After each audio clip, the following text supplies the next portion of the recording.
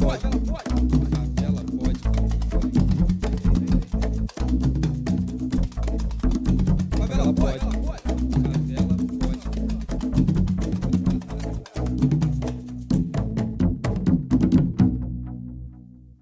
Olá, eu sou Alan Miranda, repórter do Observatório de Favelas. Olá, eu sou Renata Oliveira, gerente de comunicação do Instituto Desiderata. E você está assistindo Favela Pod, o podcast do Observatório de Favelas.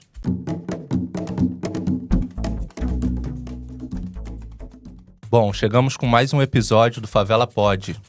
Esse é o primeiro de uma série de 6 episódios, feitos em parceria com o Instituto Desiderata, em que vamos discutir alimentação, saúde e desigualdade a partir das favelas brasileiras.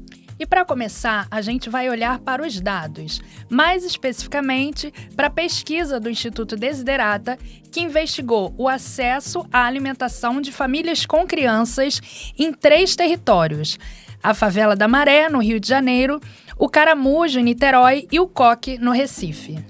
São favelas diferentes entre si, na localização, no tamanho, na dinâmica urbana, mas que compartilham desafios importantes. Em alguns casos, o acesso físico aos alimentos é mais difícil, em outros, a relação custo e renda é o que pesa mais. Existem ainda as questões específicas em relação à alimentação escolar, mas, no geral, o que aparece é um padrão de desigualdade que atravessa todos eles. E é sobre isso que a gente vai conversar hoje. O que estes dados revelam sobre quem são essas famílias, como vivem e como as condições de vida e do território impactam ao que chega ao prato dessas famílias. Para essa conversa, a gente recebe a Ana Silvia, que é nutricionista, mestre em nutrição pela UFRJ e analista em saúde no Instituto Desiderata, onde atua na área de obesidade e é responsável pela condução técnica de pesquisas. E vamos conversar também com a Ivani Figueiredo, que é educadora social, pedagoga, comunicadora e estudante de fonoaudiologia. Ela atua também na mobilização territorial dessa pesquisa com o Instituto Desiderata na Favela da Maré. Sejam bem-vindas. Bem-vindas. Bom, a pesquisa ouviu 900 famílias com crianças de 5 a 10 anos e os dados mostram um perfil bem específico para a gente. A partir desse mapeamento, a gente percebe que 90% dos responsáveis são mulheres, 81% das pessoas entrevistadas são pretas ou pardas e quase metade vive com renda entre meio e um salário mínimo. Então, começando pela Ana, que participou da pesquisa, Ana, para a gente começar, eu queria te perguntar como esse perfil ajuda a entender as desigualdades que estruturam o acesso à alimentação nesses territórios. Bom, obrigada pelo convite. A gente viu que esse perfil, abrange os 3 territórios de maneira similar. Então, como você falou, são mulheres negras, de baixa renda e que não têm muito tempo porque cuidam das famílias. Então, a alimentação ali, ela vai cumprir um papel, de acordo com a estrutura daquela família. Então, o que vai ser comprado vai ter impacto, com as condições do orçamento, com as condições geográficas da localidade daquela família também. Então, toda a estrutura do território vai estar impactando a escolha da alimentação também. Então, são famílias, que já passam por barreiras estruturais mesmo, e que historicamente já são grupos que vêm sendo atravessados por essas dificuldades, e que vêm se perpetuando principalmente nos territórios de favelas. E que na questão da segurança alimentar acabam sendo grupos mais vulnerabilizados também, né? Exato. Além de todas as outras vulnerabilidades que já vivenciam. Exato, A segurança alimentar ali no território, ela vem sendo prejudicada, muito por conta dessa questão geográfica, do deslocamento, do tempo que eu preciso de deslocamento para acessar ao principal ponto de venda de alimentos, o custo do alimento que está próximo a mim e a qualidade da alimentação que está sendo ofertada naquele território. Então, tudo isso vai ter um impacto e um reflexo nas escolhas alimentares daqueles indivíduos. Perfeito. Ivani, e você, quando vê esse retrato, esses dados que a pesquisa apresenta, você entende um cruzamento entre esses marcadores como raça, renda, gênero? Você que vivencia o território, você percebe isso no seu dia a dia? Assim, é visível onde a gente vê que as mães, né, as mulheres em si, eu falo mães, mas porque às vezes as tias fazem esse papel de mãe, as avós. Então, as pessoas que cuidam dessas crianças em geral são as mulheres, são mulheres negras.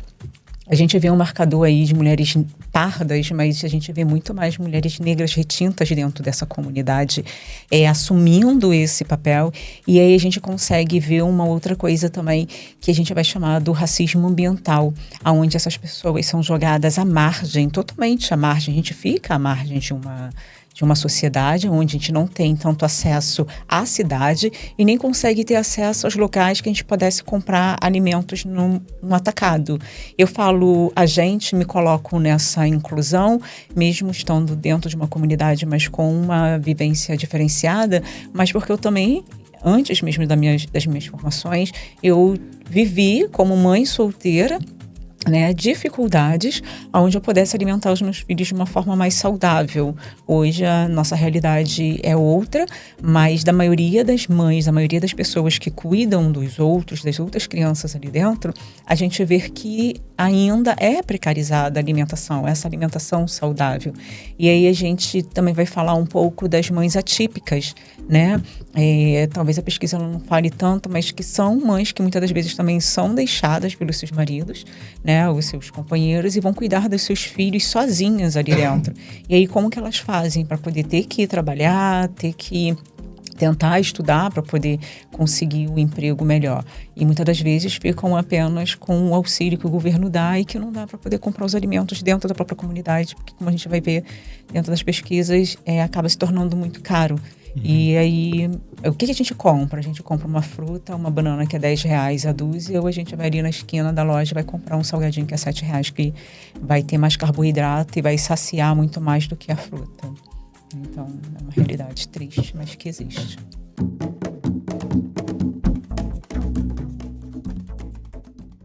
Agora, falando de insegurança alimentar, a pesquisa mostra que mais de 60% das famílias vivem em algum nível de insegurança alimentar. Ana Silvia, quando a gente fala em insegurança alimentar, muita gente associa a ausência de comida à fome.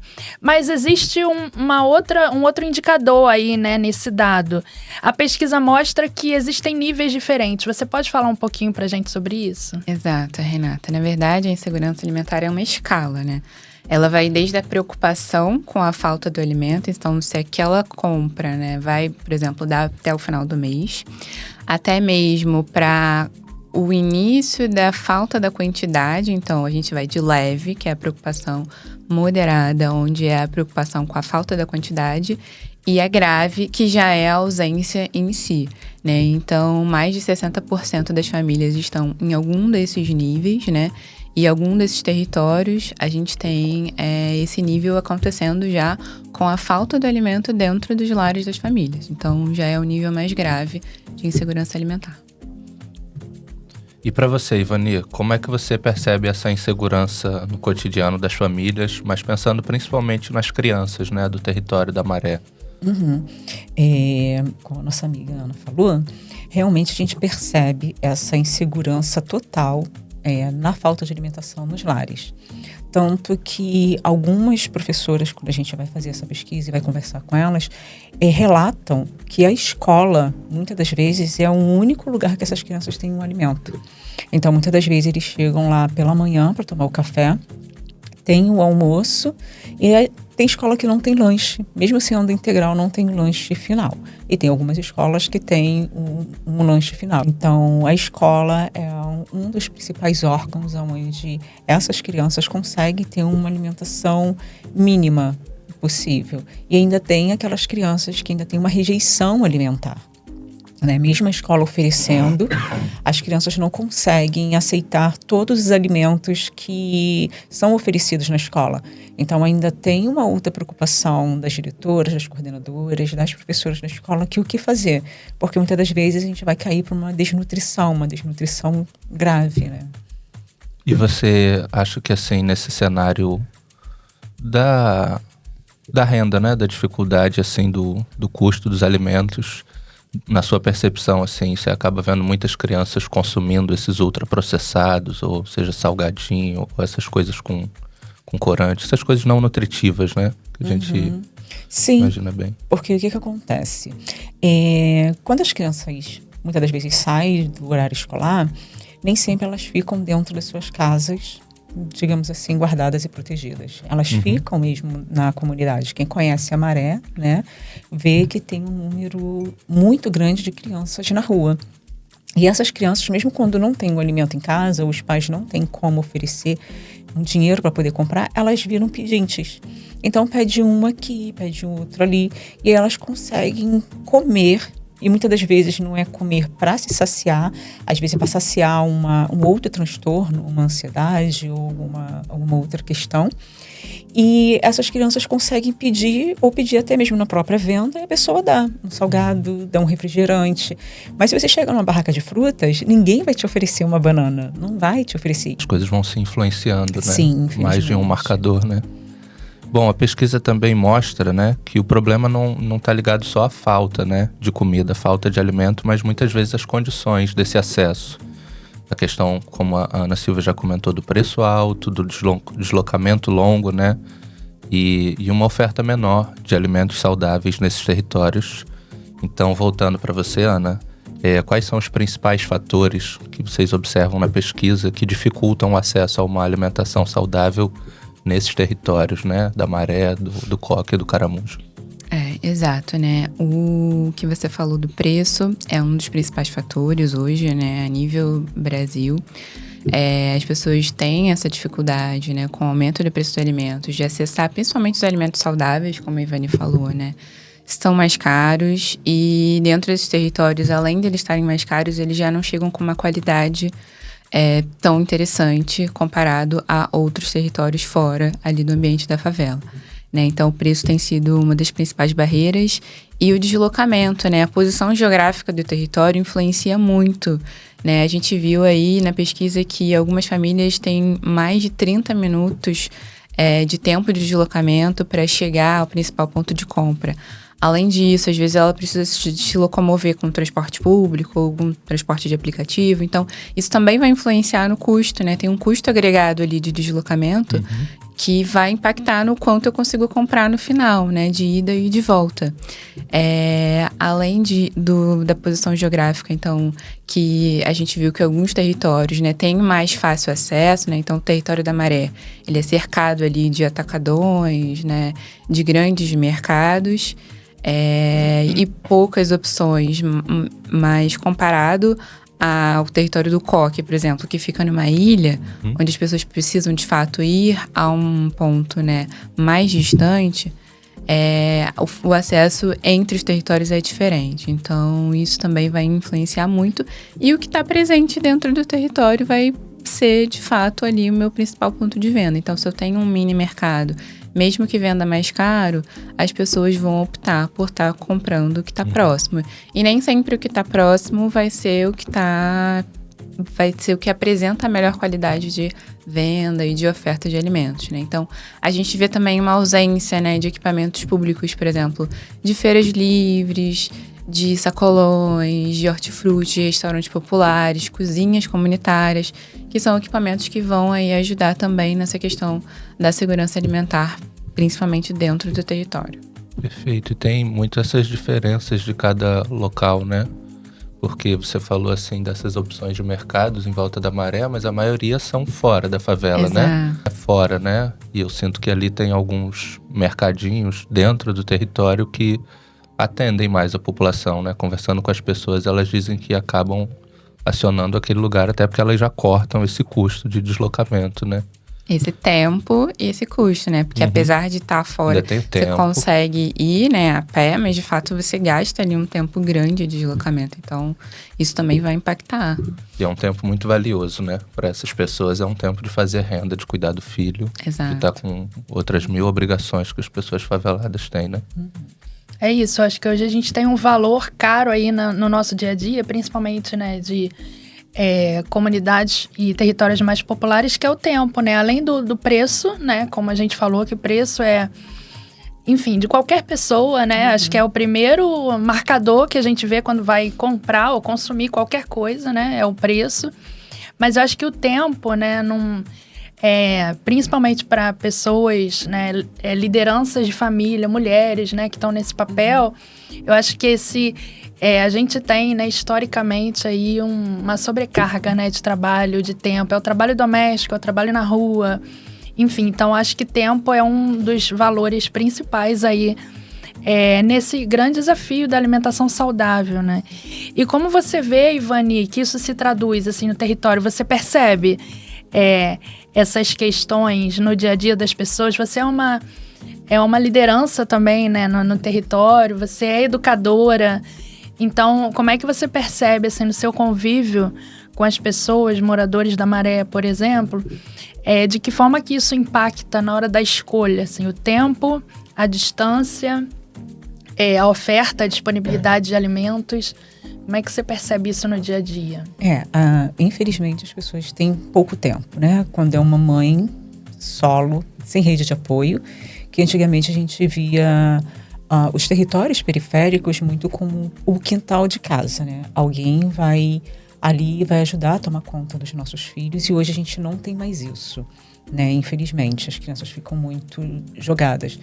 E aí, antes, esse tempo era compartilhado, porque você tinha uma rede de apoio. Ainda que saísse um dos responsáveis dessa família e ficasse um outro, a gente teria esse apoio dos vizinhos, que eram os tios, e etc. Então, hoje, as mães, eu percebo muito assim na minha rua, né? Eu fiz até uma poesia uma vez pelo olhar da minha janela, o que eu olhava pela minha janela das minhas vizinhas, né? E aí tem uma conhecida de muitos anos que ela precisava muito deixar os filhos sozinhos, sabe? Para que ela pudesse buscar esse mínimo valor para poder dar uma alimentação mínima para essas crianças que ela tinha. Ela tem alguns filhos. E isso piorou muito quando o companheiro dela saiu de casa. E quando ela tinha um companheiro, ajudava, ela ficava mais em casa cuidando desses filhos, que eram muitos. Então, o tempo de qualidade, né, se a gente for falar com as crianças, com alimentação, estou dando só um exemplo dessa vizinha, porque é o que eu olho diariamente, diminuiu muito.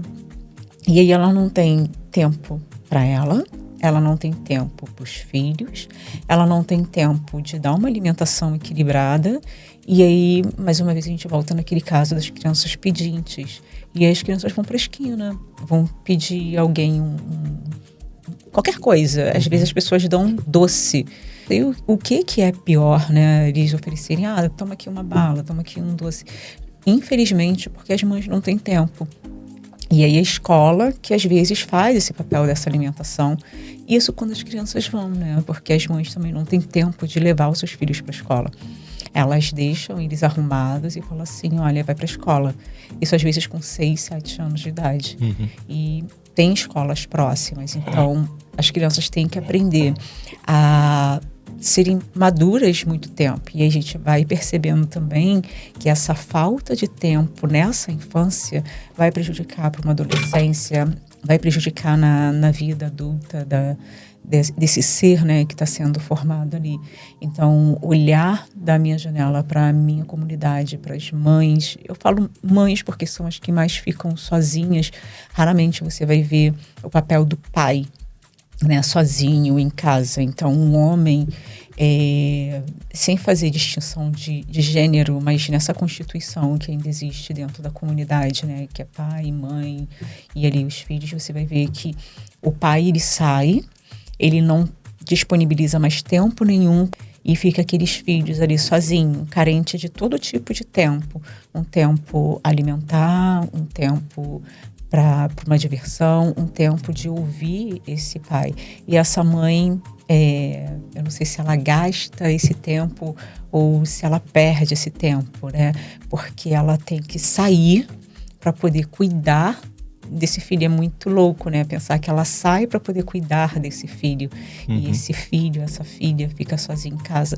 Então, quando a gente olha só pela nossa janela É triste ver isso, porque a gente vê que é uma mulher que queria também ter esse tempo de qualidade, essa alimentação saudável para os seus filhos, e ela não tem, não consegue ter. E ouvindo vocês, a gente vê como o ambiente impacta, né? O lugar onde a gente vive, né? Onde as crianças estão, principalmente, né? Falando aqui de criança, porque é o interesse da nossa pesquisa. O ambiente em que elas vivem impactam, né, no consumo, no comportamento. Sim. E um dos dados da pesquisa, né, que essa pesquisa traz, Ana Silvia, que nos chama muita atenção, é que mais de 30% das crianças apresentam sobrepeso ou obesidade, mesmo em contexto de insegurança alimentar, né? Como a gente falou mais cedo, a gente associa um pouco a segurança alimentar à fome, né?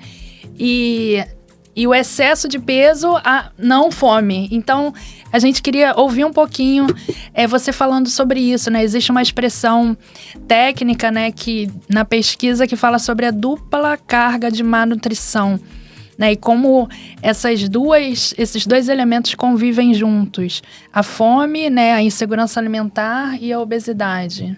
Exato, Renata. A Ivani trouxe, né, o exemplo das crianças que estão consumindo alimentos que são mais calóricos, né, próximo ali das suas casas, nos territórios. Então, assim, quando a gente consome a caloria suficiente, a gente tem o excesso de peso. Mas essas crianças estão desnutridas no sentido de que são calorias vazias, provenientes desses alimentos que são ultraprocessados, né? Que são mais baratos, de fato, mas que eles não trazem ali os nutrientes que são importantes, principalmente para as crianças que estão ali em fase de crescimento, desenvolvimento. Então, a gente tem o excesso de peso acontecendo, mas as crianças estão desnutridas porque esses alimentos não trazem as vitaminas, os minerais que são super necessários nessa faixa etária.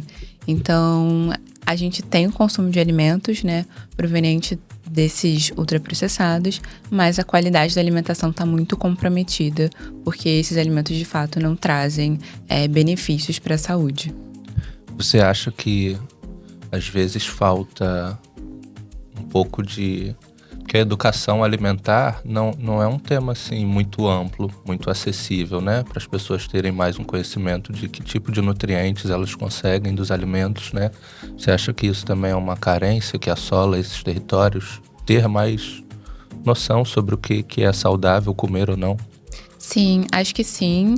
Mas eu acho que também não é só escolha das pessoas, não né? É só saber, né? Exato, não é só uma escolha dela, eu quero comer isso. Mas se isso não estiver disponível no território, né? Se eu não tenho acesso àquele alimento que vai ser diferente de fato, eu não consigo. Então, eu acho que a gente tem que trazer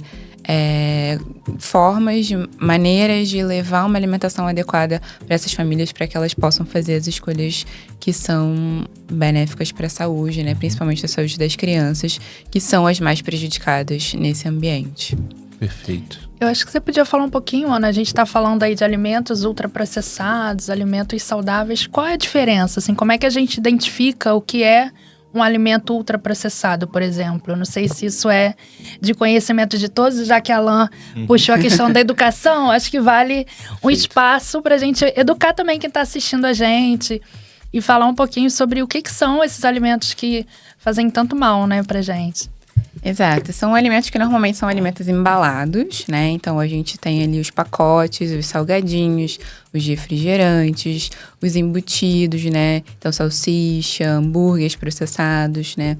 E são alimentos que eles normalmente têm muitos ingredientes e são altamente calóricos no sentido de ter gorduras em excesso, açúcares em excesso e sal em excesso. Até muito para mascarar ali o sabor de outros ingredientes que não são tão legais que estão presentes, principalmente pensando na conservação desses alimentos, né? Então, eles muitas vezes eles têm traços, né, de alimentos naturais e eles não são compostos por nutrientes que são saudáveis, né? Então, os alimentos ultraprocessados, eles são alimentos normalmente embalados, que tem uma lista de ingredientes muito grande. Então, se a gente não consegue associar, por exemplo, eu vou comprar um hambúrguer. Se ali o meu primeiro ingrediente não for carne, não é um alimento natural, é um alimento ultraprocessado, é um produto formulado mesmo, é uma formulação química.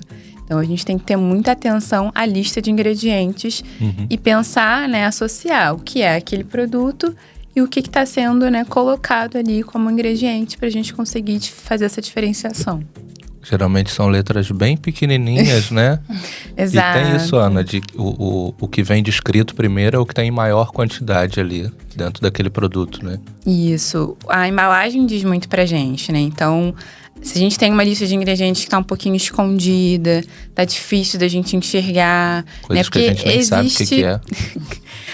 E nomes que a gente nem conhece. E existe também uma estratégia de marketing, né, relacionada a isso. Eles colocam, né, vitaminas, minerais, e aí a pessoa, ela de fato chama atenção, mas não é o que está sendo colocado ali de fato. A gente tem que ter muita atenção à embalagem. A embalagem diz muito. Então, o primeiro ingrediente é o que tem mais no produto, né? A lista de ingredientes, ela vai da maior quantidade para a menor quantidade. E alimentos e ingredientes que sejam conhecidos pela gente também. A gente faz para a gente conseguir fazer melhores escolhas. Perfeito. E, bom, a gente sabe que isso é uma responsabilidade dos adultos, né? Não é uma responsabilidade da criança estar fazendo essa análise toda. Então, elas ficam num lugar, às vezes, de vulnerabilidade, assim, em relação a isso. Então, Ivani, com a sua experiência, né, com a sua percepção, olhando da sua janela e pelas ruas que você atravessa na Maré, quais são os impactos que você observa disso, né, dessa alimentação não muito saudável no desenvolvimento das crianças que você acompanha, seja em projetos ou pessoas próximas a você? Eu acho que parte muito da falta de conhecimento, né? Como os pais têm pouco conhecimento, pouco estudo, isso também vai impactar muito as crianças. A Ana falando aqui um pouco sobre as embalagens, né? E muitas das vezes, até a gente que é letrado, a gente vai se confundir muito, porque às vezes a gente compra ali um suco de uva. Aí tá escrito, contém suco de uva, não é verdade, Ana? Sabor uva. Sabor Tá na moda agora isso, né? uva. Sabor alguma coisa. Isso é muito importante, né? Da gente observar. Ler rótulo não é um costume, né? Muito Não. popular, mas é super importante. Até porque as letras são de difícil acesso, né? Ainda tem essa dificuldade de acessar essas letras. Mesmo as pessoas que têm uma visão muito boa não vão conseguir enxergar se não for com uma lupa. E aí, ir para uma pessoa, né? Muitas mães não conseguiram estudar, tem pouco conhecimento, vai achar que está levando um alimento, né? Poxa, já que eu não posso comprar uma cesta de uva para meus filhos, eu vou levar um suco de uva. Aí leva aqueles, né, de caixinha. Que só em ser de caixinha já tem um problema imenso, né? Porque ali vai alumínio, vai os conservantes, como a Ana falou. Então, se você não tem um mínimo de conhecimento, você vai estar levando gato por lebre. E aí, aonde vem as dificuldades mesmo alimentar para as crianças. Porque a mãe está achando, quando ela consegue comprar, que está levando um alimento saudável ali para a criança. Eu vou estar levando um suco de uva, aroma de uva, né? Contém aroma de uva. Nem uva ali nem existe, né? Então, eu acho que a falta de conhecimento da população periférica, infelizmente, por ela não poder continuar os seus estudos, né? Principalmente as mães que vão virar empregadas domésticas, e aí elas, infelizmente, acabam, sem querer, falhando na alimentação dos seus filhos, por falta de conhecimento. Quem lê rótulo aqui? Você lê rótulo? Eu quase não leio rótulo. Então, talvez a nutricionista leia, porque, né? Mas o ser humano comum não vai ficar lendo rótulos, a não ser que a criança... estímulo para isso, né? Ou a criança já tem algum Sentido. problema de saúde muito grave, e aí você vai ser obrigado a prestar mais atenção, porque determinados alimentos não vai poder entrar, ou porque tem alergia a algum tipo de corante. Então, aí vai ser obrigado a ler. Mas, de qualquer forma, vai estar comprando miojo, porque é uma alimentação rápida. Eu não tenho tempo. Então, deixa eu preparar aqui para ele poder comer, para ele não dormir de barriga vazia. Então, a gente ainda sofre muito com a falta de conhecimento dos pais, que vão prejudicar nessa alimentação dessas crianças, e aí que vai dar o sobrepeso, a desnutrição, ou até mesmo essa aparente sobrepeso, né, como a Ana citou. E como que a gente faz isso, né? O que a gente, como sociedade civil mesmo, como pessoa, como vizinho, pode estar auxiliando essas pessoas, ou pelo menos auxiliando as crianças, né? E eu acho que, não sei se a Ana pode falar um pouquinho, eu acho que tem um impacto também enfim, Ivani também como pedagoga, educadora, né? Um impacto no desenvolvimento ali intelectual, né? Motor, enfim, da criança, né? A alimentação tá também muito associada a isso, né? A desenvolvimento, enfim, acho que a primeira infância, né? É um momento importante, né? Que foi justamente um recorte aí, parte de um recorte da pesquisa, né, de crianças de 5 anos. Então, eu acho que vale a gente falar um pouquinho sobre isso, assim, como a alimentação também impacta nesse desenvolvimento, né, social, intelectual, motor, assim, no aprendizado, né, pode impactar também na escola, enfim. Acho que sim, eu acho que, como eu falei, essa fase é uma fase de crescimento e desenvolvimento. Então, pra gente fisicamente, biologicamente crescer, a gente precisa estar bem nutrido. E aí, se a gente não tá tendo uma alimentação de qualidade, né, pensando muito nessa fase das crianças, a gente pode ter aí um comprometimento cognitivo mesmo, né, até de rendimento escolar dentro da escola. Então, uma coisa que a Ivani falou super importante, né? A gente tem um Programa Nacional de Alimentação do Escolar. Então, a escola, de fato, é um equipamento que vai proteger a criança ali dentro daquele território, né? A gente tem esse programa que fornece alimentação em quantidade e qualidade. Então, a ida à criança pela escola é uma forma de proteção mesmo. E uma coisa que a gente ouviu também da pesquisa que impacta muito é a questão da segurança. Então, muitas vezes, em alguns territórios, a gente tem restrição ali de acesso, de deslocamento, onde a criança não pode ir para a escola. Então, ela acaba comprometendo ali, né, a oferta de alimentos desse indivíduo. Então, são muitas questões dentro do território, mas, de fato, a escola é um ambiente onde vai ser um ambiente de proteção da alimentação, e onde a gente vai ter a garantia ali da alimentação adequada e saudável, principalmente nessa fase da vida, onde a gente está em fase de crescimento e desenvolvimento.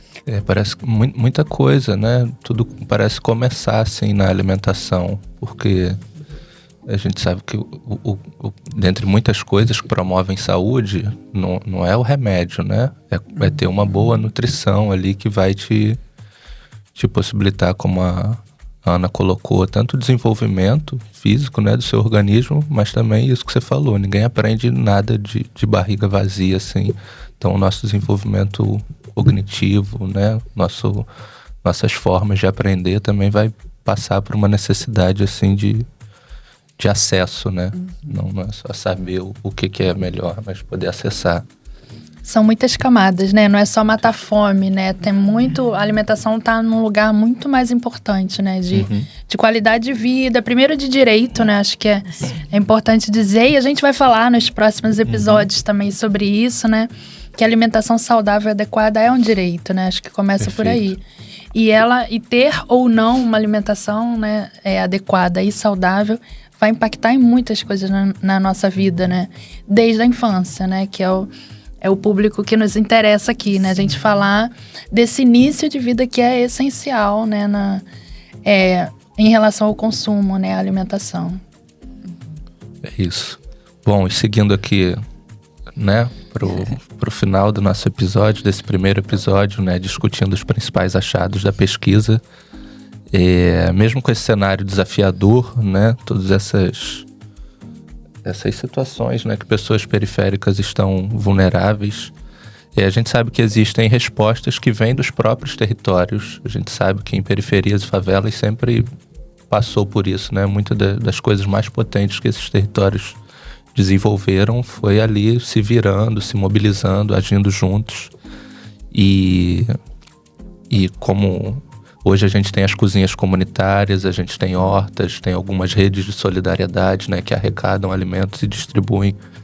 E olhando para esses dados, como vocês avaliam, né, Ivani, Ana, Como vocês avaliam que eles ajudam a revelar e apontar caminhos possíveis a partir de práticas observadas, né, nos próprios territórios? Quem responde primeiro? Eu acho que a pesquisa ela foi muito boa para a gente entender os caminhos, né? Entender qual é o cenário para que a gente consiga aí propor soluções. E uma coisa importante que a gente entendeu é que, assim, são territórios de favela, mas são territórios completamente diferentes. Então, as soluções têm que ser construídas com cada território também. Então, é isso que a gente vem trabalhando agora a partir dos dados, endereçando de que forma a gente pode apoiar aquele território para construir soluções juntos para que a gente consiga aí promover uma melhora do acesso à alimentação, principalmente alimentação saudável, né? Então, passa por políticas públicas, né? Passa pelo fortalecimento dos equipamentos de saúde, dos equipamentos de segurança alimentar. Então, como você falou, as cozinhas, os restaurantes populares, os hortifrutis, os sacolões. Então, a gente tem que ter esses equipamentos próximos ali das pessoas e que seja de conhecimento das pessoas, porque alguns territórios eles existem, mas as pessoas desconhecem e não sabem que podem acessar. Políticas de renda também, a gente conversou aqui, né? Viu que o preço faz muita diferença, então como a gente pode apoiar essas mães, né, que têm crianças, de que estão ganhando, né, uma renda muito baixa, que não está cabendo ali no orçamento da família a alimentação. E a sociedade civil, no geral, a gente tem se organizado aqui também enquanto instituto para, de fato, apoiar ali, principalmente as lideranças do território, a propor soluções e políticas públicas de fortalecimento da alimentação ali dentro daquele ambiente. Eu vou falar um pouco mais do meu território, que é a Maré, né?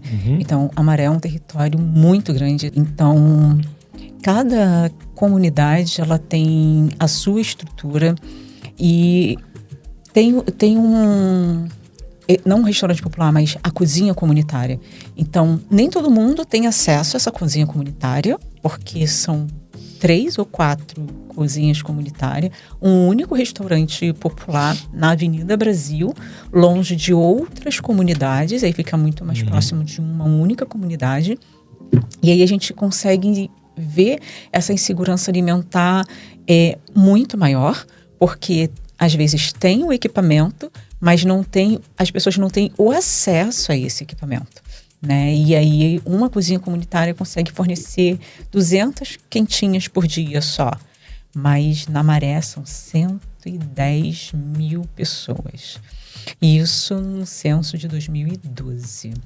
Quantas pessoas não devem ter hoje? Então, 200 quentinhas em 3 comunidades, seriam o quê? 600?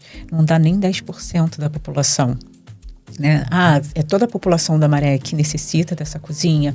Não, mas a maioria das pessoas não tem não é apenas ela que vai comer. Vai comer ela, o filho, pelo menos são 5 pessoas. E aí, como é que faz? Né?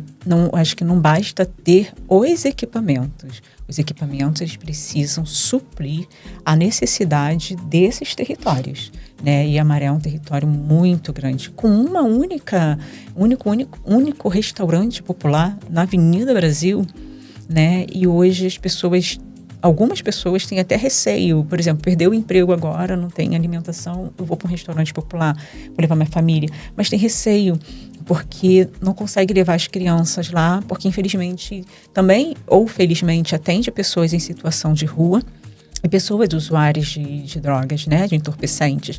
Mas uma família que acabou de perder o emprego vai ficar desconfortável de levar o seu filho para aquele ambiente. Então, eu acho que cabe a todos nós gerenciarmos também esses espaços, né, que são espaços públicos, e pensando principalmente nessa alimentação, já que a gente tem esses espaços, por que a gente não pensa em ofertar mais para as crianças, né? Porque o adulto, de alguma forma, ele consegue se virar, vai fazer um bico, vai trabalhar, mas a criança está em formação. Então, a alimentação saudável para essas crianças é muito necessária. Então, não adianta ter horta. Aí tem uma horta, mas numa outra área, não é dentro de uma parte da Maré. Maré inteira, né? para a maré dá. inteira. Então, o pessoal que sai de uma área da maré não vai ter acesso a essa horta que tem lá. Então, será que cabe a gente pensar em fazer outras hortas em outros territórios, ensinar os moradores a ter uma horta vertical em casa, oferecer sementes, oferecer mais cursos? O que a gente pode fazer? Ou o que a gente pode combinar com as escolas? Olha, e se a escola tiver uma horta?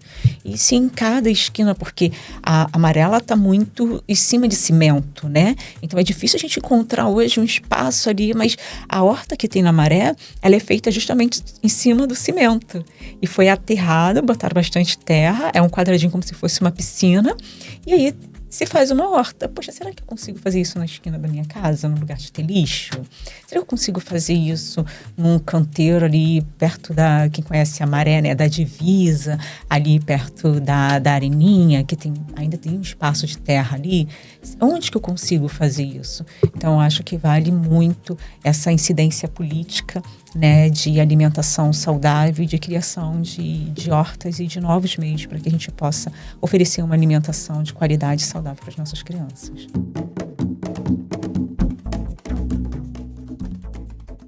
Eu acho que, como o Alan trouxe, né, muitas soluções estão no dia a dia, né? Eu acho que, como o Ivani trouxe também, a gente já tem algumas iniciativas, a Maré principalmente, né? Tem muitas organizações sociais que já atuam nessa frente. Então, trazer esses dados, né, a sua vivência, né, a experiência técnica da Ana e os dados da pesquisa nos mostram que falar de alimentação nas favelas, né, como a gente falou anteriormente, não é só falar de comida, né? É acesso, é direito, é política pública, é desigualdade. Enfim, são uma série de outros elementos aí, camadas que impactam e que moldam o dia a dia, o cotidiano e o consumo das famílias. Então, trazer esses dados, né, para a gente debater, discutir, ajuda a gente a enxergar o cenário. Mas também apontam para a necessidade de transformar essa realidade, né? A nossa pesquisa sobre ambientes alimentares em favelas está disponível no nosso site para quem quiser conhecer mais, né, no site do Instituto Desiderata, que é desiderata.org.br, ou nas nossas redes sociais, @Instituto Desiderata. Bem, eu quero agradecer muito a participação e presença de vocês. Ana Silvia, obrigada. Obrigado. E parabéns pelo trabalho.